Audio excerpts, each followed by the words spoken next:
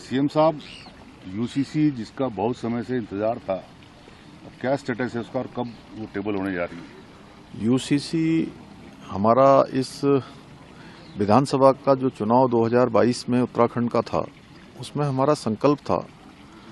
देवभूमि उत्तराखंड की देवतुल्य जनता के सामने हमने ये अपना संकल्प रखा। उस संकल्प को पूरा करने के लिए देवभूमि की जनता ने हमको आशीर्वाद दिया, सरकार में आने का मौका दिया और हमने ड्राफ्ट बनाने के लिए कमेटी का गठन किया। जस्टिस रंजना प्रकाश देसाई जी की अध्यक्षता में कमेटी बनी।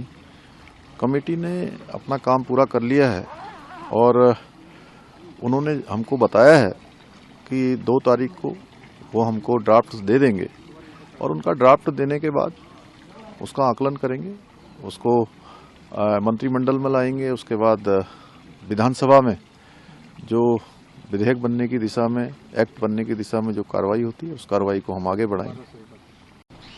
सीएम साहब, यूसीसी जिसका बहुत समय से इंतजार था, अब क्या स्टेटस है उसका और कब वो टेबल होने जा रही है? यूसीसी हमारा इस विधानसभा का जो चुनाव 2022 में उत्तराखंड का था, उसमें हमारा संकल्प था।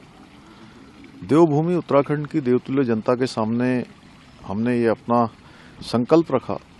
उस संकल्प को पूरा करने के लिए देवभूमि की जनता ने हमको आशीर्वाद दिया, सरकार में आने का मौका दिया और हमने ड्राफ्ट बनाने के लिए कमेटी का गठन किया। जस्टिस रंजना प्रकाश देसाई जी की अध्यक्षता में कमेटी बनी।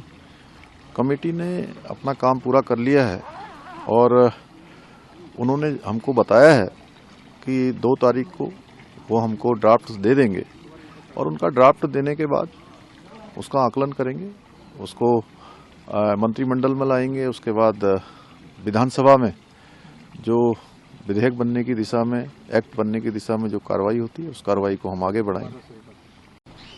सीएम साहब, यूसीसी जिसका बहुत समय से इंतजार था, अब क्या स्टेटस है उसका और कब वो टेबल होने जा रही है? यूसीसी हमारा इस विधानसभा का जो चुनाव 2022 में उत्तराखंड का था, उसमें हमारा संकल्प था। देवभूमि उत्तराखंड की देवतुल्य जनता के सामने हमने ये अपना संकल्प रखा।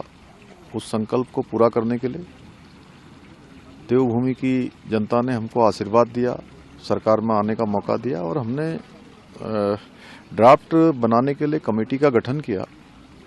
जस्टिस रंजना प्रकाश देसाई जी की अध्यक्षता में कमेटी बनी।